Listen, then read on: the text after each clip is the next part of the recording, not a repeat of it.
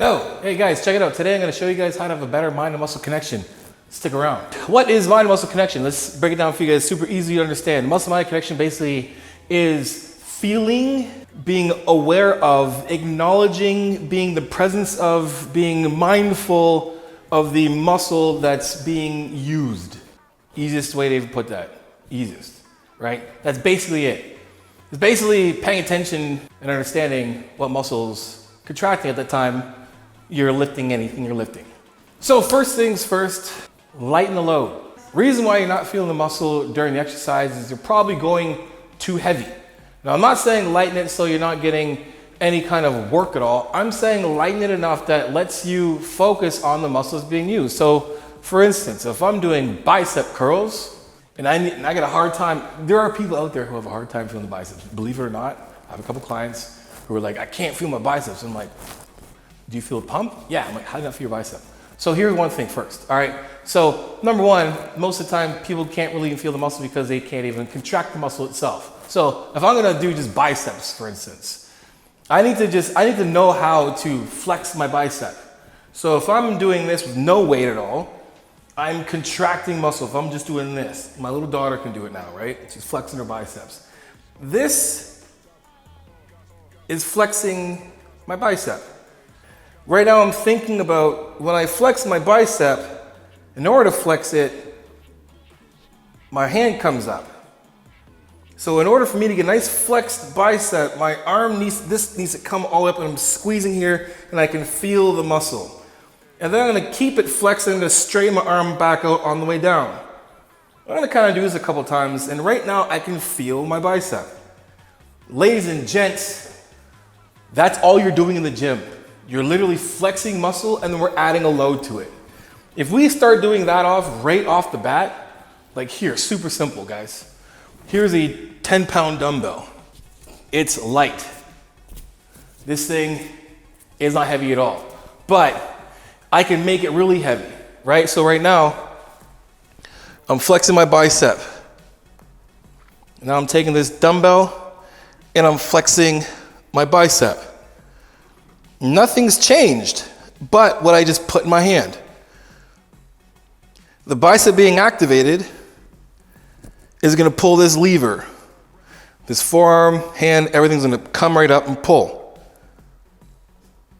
So for the first part, flex the muscle so you understand how it feels. And then we're gonna lighten the load and put a weight in your hand, on your back, under your feet, however else you pull weights or push weights.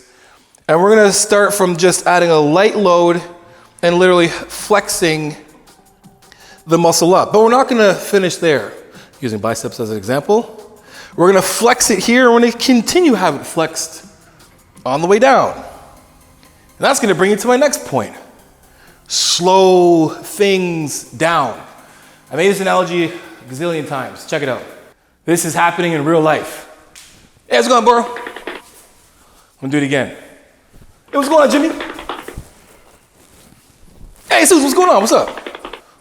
So if you just tuned into this channel right now and just literally turned it on and fast forward to this one part, and you saw me just blazing across the screen, you probably only caught a couple things. Now, if you're new to the channel, you probably were like, hey, that guy on there, I think he was black, and then he might have been wearing gold. I don't know. But you're not gonna pick things up as much as if I did this. Hey, Susan, what's going on?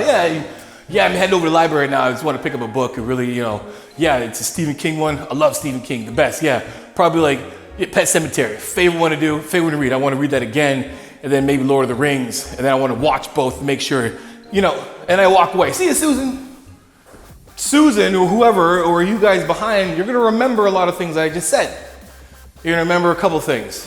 Stephen King, library, he's black, got big ass traps. I don't know.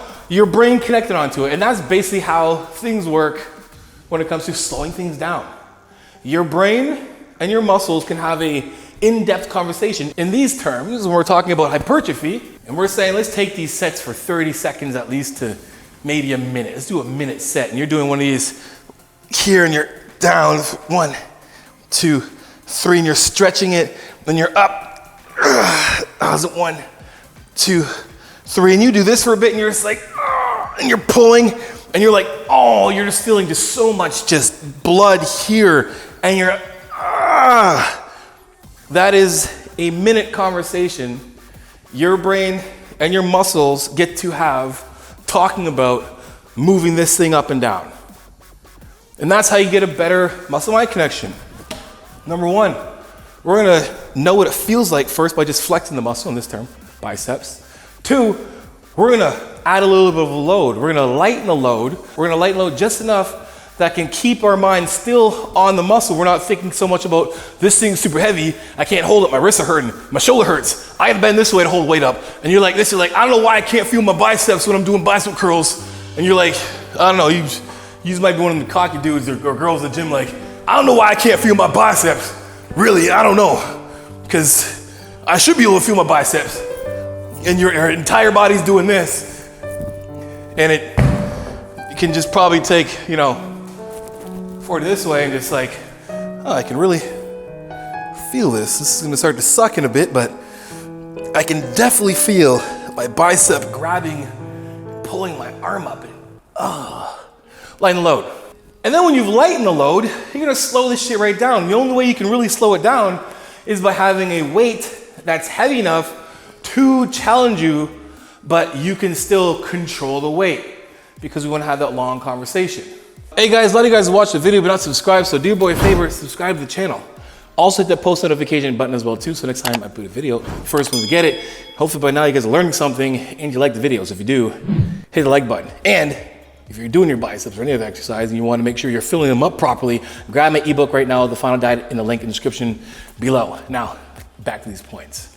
All right, so the next tip for you guys is one of the most important things, and that is to visualize. Now, it's gonna have a lot of deep meanings there, but what we're gonna talk about basically is number 1, actually seeing the movement in your head and then seeing it done in person. So use the mirrors as the tool to have a reference as to what you're feeling and what you're seeing.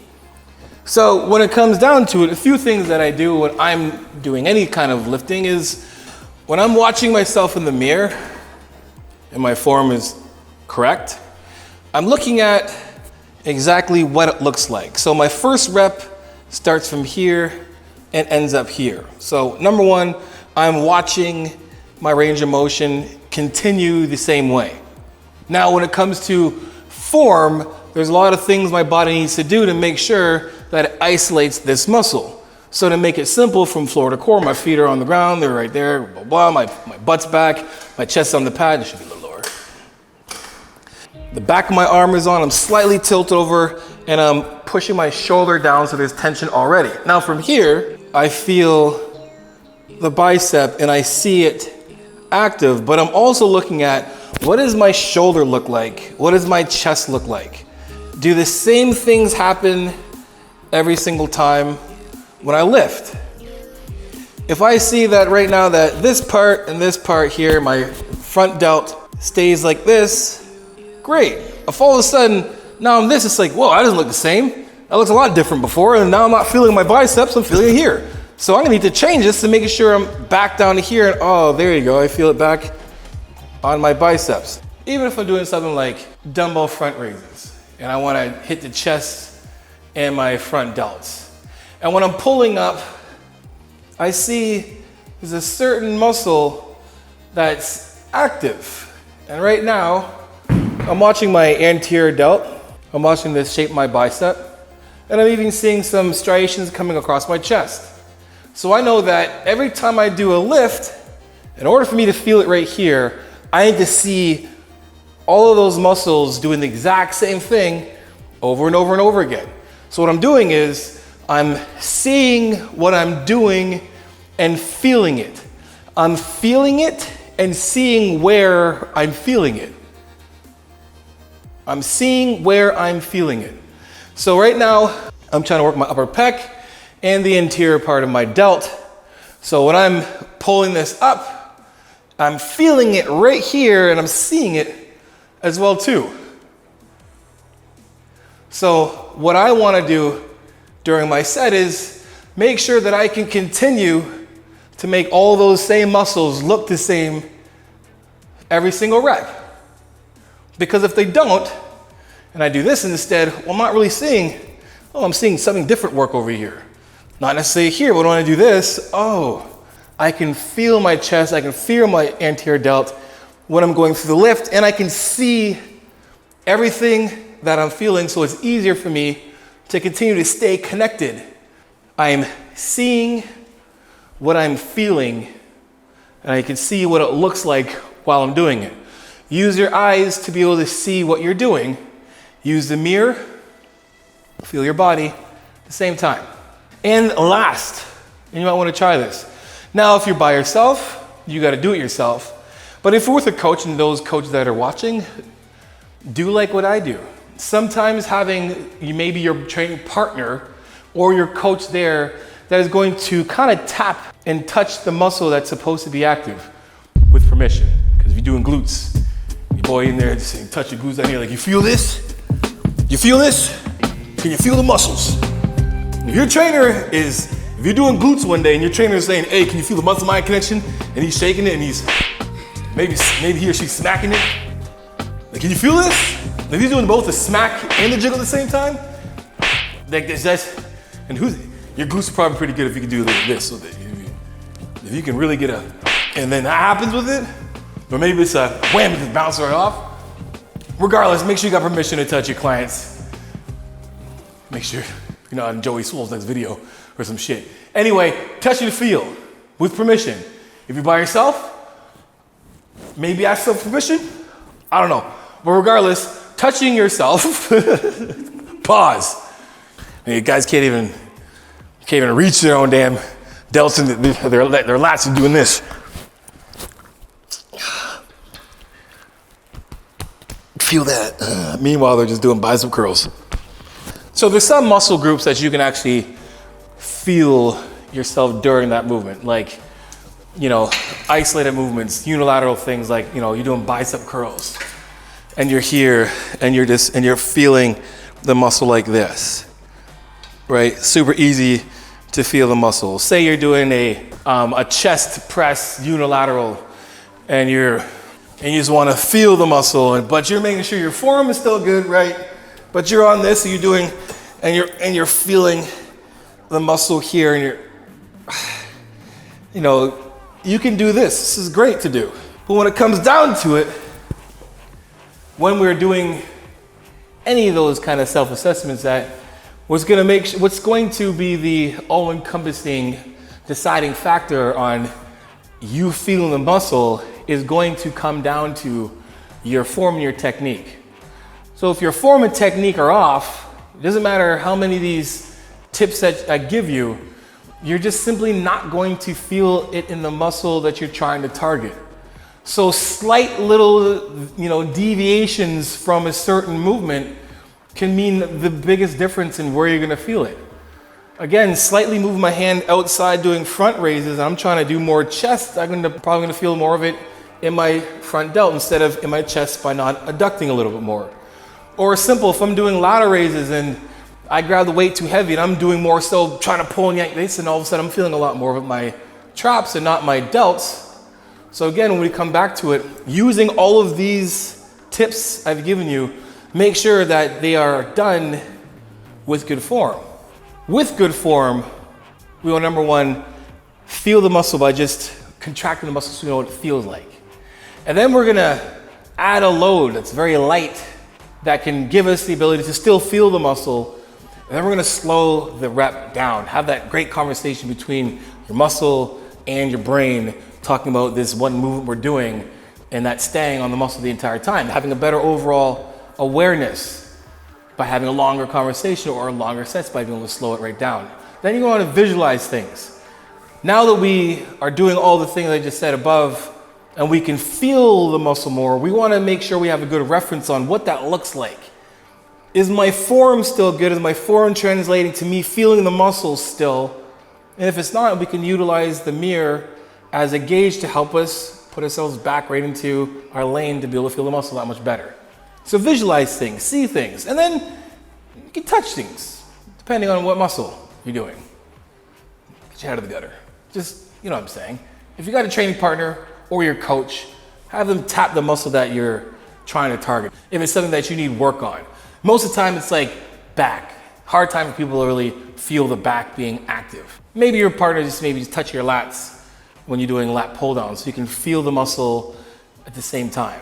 Anyway guys, that is it. Hope these tips help you guys get a better muscle-mind connection. And if they do, let me know in the comment section below. But here's a tip for you guys. Don't try everything at once. Try one tip at a time. And once you master that one tip, try the next one and the next one. Remember, progressive overload your life. Take your time understanding each of those tips, and by the time you know it, you're gonna have the best muscle-mind connection. Then we can move on to some other techniques that will tighten up even more. Anyway guys, hope you guys enjoyed the video. For more videos like this, let me know in the comment section below. Grab my ebook, Final Cut Diet is in the link in the description below. Until next time guys, binge watch my videos. You guys know how it is. Iron sharpens iron, progressive overload your life. In the meantime, keep dream chasing. Peace.